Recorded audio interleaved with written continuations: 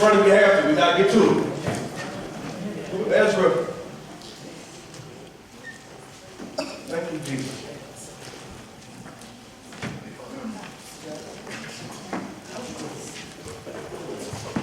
I know you there when you start getting up. Book of Ezra. Now, if I come down there and y'all stand up at Ezra, you have to go on the study. If I come down there and some of y'all standing up ain't at Ezra, because y'all know we used to do that. Come on, put your hands up. That's right. Pastor, start reading the text when you find it, you just right here. Ain't nowhere near the text. But I need all y'all like when I tell the truth. Y'all like that. I always for myself too. I'm in there. Now I'm good. I got to see it for myself. Book of Ezra. Y'all there? Yes. Chapter number 3. Book of Ezra, chapter number 3. Well, just check. We'll take a seat. Book of Ezra, chapter number 3. Beginning at verse number 10. If you dare say, I see it. I see it. Right side of that. Define these words. Ezra 3:10. Define these words. And when the builders laid the foundation of the temple of the Lord, they set the priests in their apparel with trumpets, and the Levites, the sons of Asaph, with cymbals, to praise the Lord, after the ordinance of King David of Israel. And they sang together by chorus in praising and giving thanks unto the Lord, because he is good. For his mercy endured forever toward Israel. And all the people shouted with a great shout when they praised the Lord, because the foundation of the house of the Lord was laid.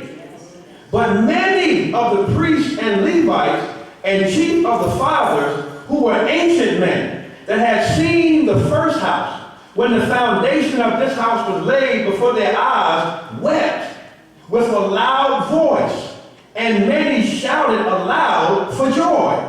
Verse number 13, what would it be? So that the people could not discern the noise of the shout of joy from the noise of the weeping of the people. For the people shouted with a loud shout, and the noise was heard afar off.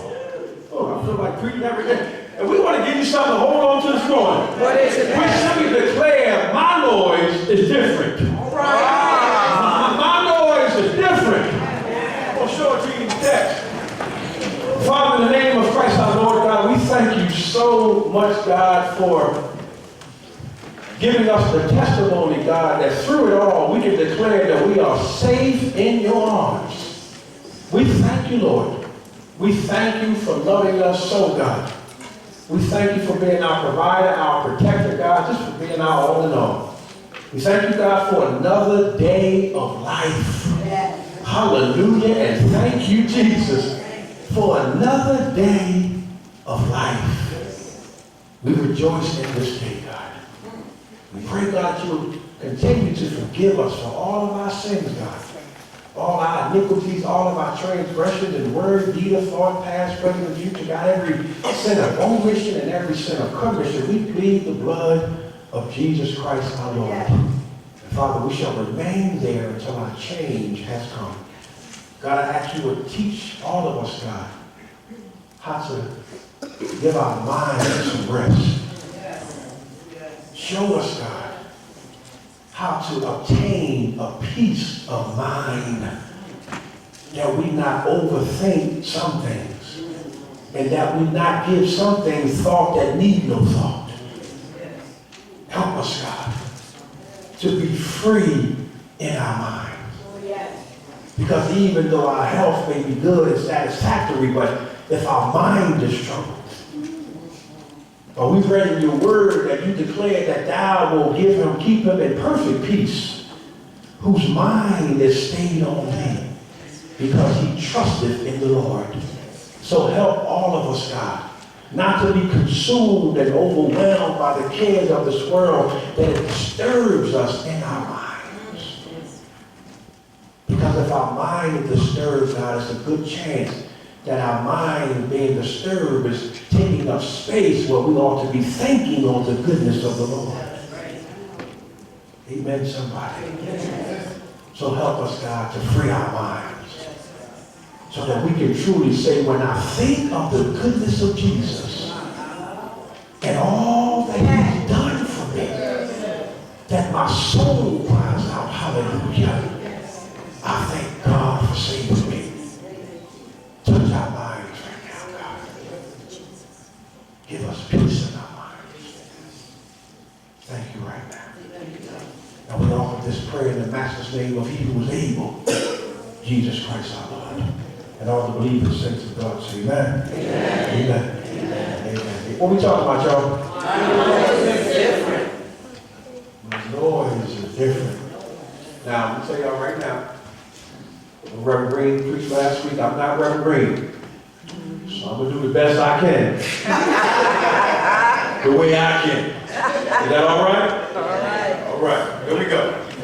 Book of Ezra, if you give me a few minutes here, it's a unique book in itself. It gives the history of the children of Israel who are returning from captivity. They're returning from the Babylonian captivity where God told them by the mouth of Jeremiah that he would send children of Israel into captivity for 70 years because of their constant disobedience.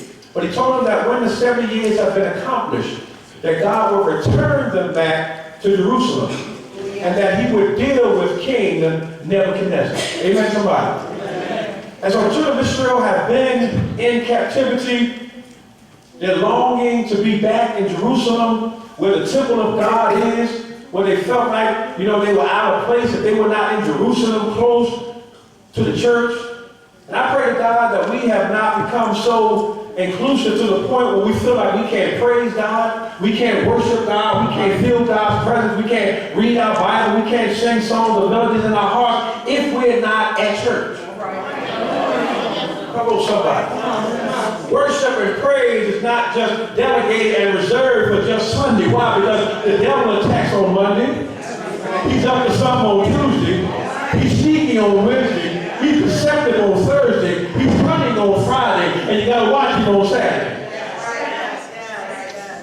And so the children of Israel, because they were in captivity, they felt like that they were so far away from God that they could not praise and worship God, insomuch that their captors came and mocked them and said to them, "Sing unto us one of those old Jewish hymns." And the children of Israel said to them, "How can we sing the Lord's song in a strange land?" But I come to find out, my brothers and my sisters, sometimes singing a song in a strange land, oh, you get a move of God that you could not get while you was in a comfortable place. Because when you're in a comfortable place, you got to watch how you sing. You got to make sure you're on the right notes. You got to make sure nobody can hear you. But when you are in a strange land, you sing unto the Lord from the bottom of your heart, the depths of your soul, and you ain't trying to be pretty, you ain't trying to be cool, you ain't trying to make the man cry.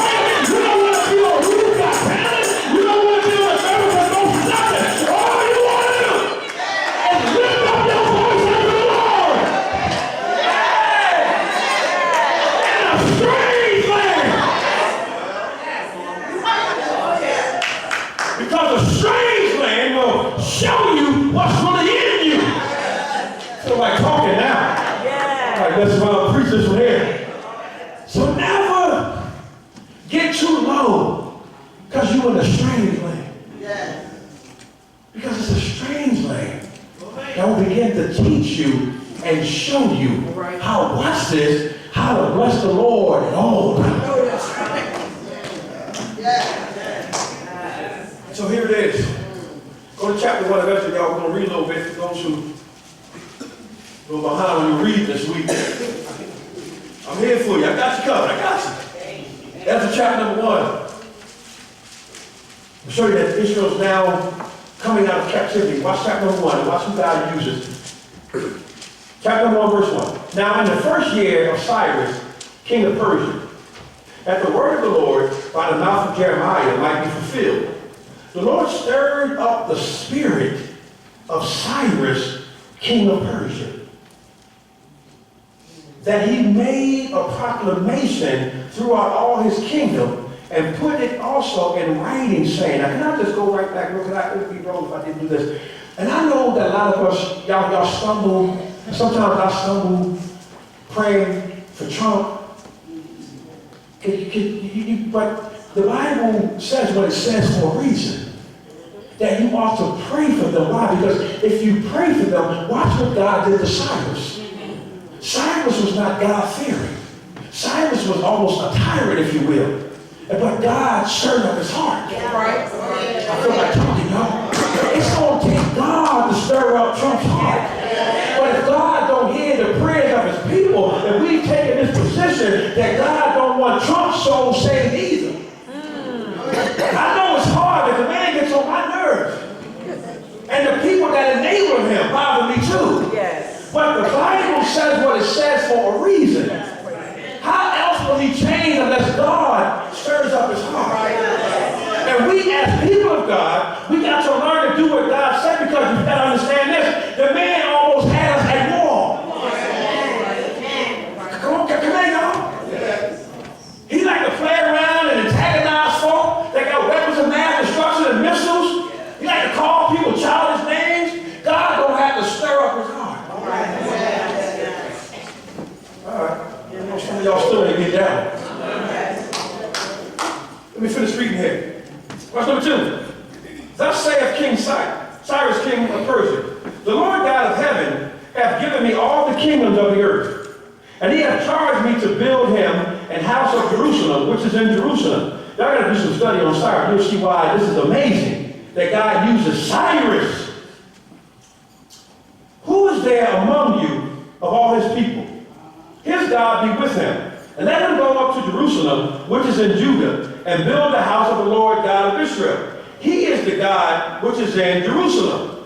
And whosoever remaineth in any place where he sojourneth, let the men of this place help him with silver and with gold and with goods and with beasts, beside the freewill offering for the house of God that is in Jerusalem. Y'all still with me? Then rose up the chief of the fathers of Judah and Benjamin, and the priest and the Levite, with all them whose spirit God had raised to go up to build the house of the Lord, which is in Jerusalem. And all they that were about them strengthened their hands with vessels of silver, with gold, with goods, and with beasts, and with precious things, beside all that was willingly offered. Also Cyrus the king brought forth the vessels of the house of the Lord, which Nebuchadnezzar had brought forth out of Jerusalem, and put them in the house of his God. We almost there. Even those did Cyrus, king of Persia, bring forth by the hand of Mithra, the treasurer, and numbered them unto Sheshbazzar, the prince of Judah. And this is the number of them: 30 charges of gold, 1,000 charges of silver, 29 knives, 30 basins of gold, silver basins of a second sort, 410, and other vessels 1,000. And the vessel of gold and of silver were 5,400.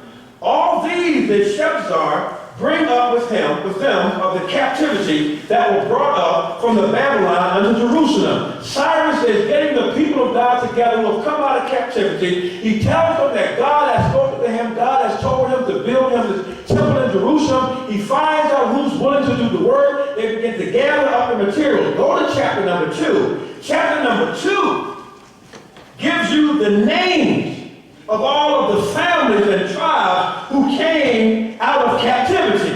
We're not going to dare read that. But verse number 64, chapter 2, verse number 64. Y'all still with me? Yes. Verse number 2, chapter 2, verse 64. Remember chapter 1, Cyrus is gathering the people, finding out who's willing to do it. Because God ain't going to make nobody do nothing. If you're willing to do it, so Cyrus is gathering them, and the Bible declares that Cyrus, in light of the thing that they gathered, Cyrus also took back the stuff that Nebuchadnezzar took from the temple and put in their false gods house. So Cyrus got all that stuff back. Chapter 2 gives you the names of all that came out. was 42,303 score, besides their servants and their maids, of whom there were 7,337. And there were among them 200 singing men and singing women. That's a choir right there. Their horses were 736. Their mules 245. Their camels 435. Their asses, 6,720. And some of the chief of the fathers, when they came to the house of the Lord, which is at Jerusalem, offered freely for the house of God to set it up in his place. They gave after their ability unto the treasurer of the work 61,000 drams of gold, and 5,000 pounds of silver, and 100 priest garments.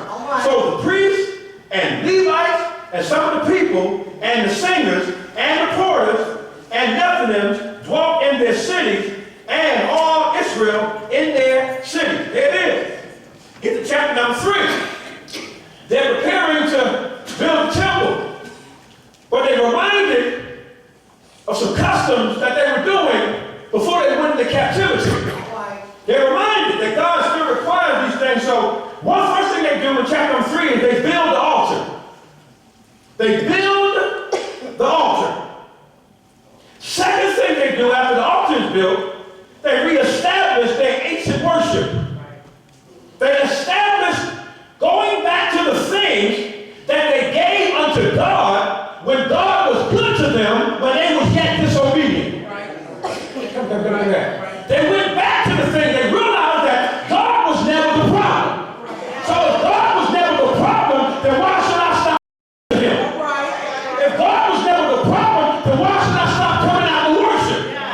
See, sometimes we in our emotion, we get mad at God like God is the problem, and then we take back from God the things he required because he's worthy of it. Oh, y'all don't like that.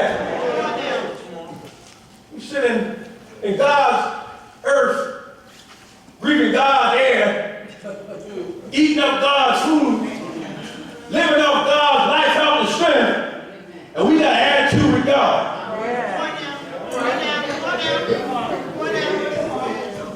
Don't act like God ain't never done something bad. Now you got an attitude with God.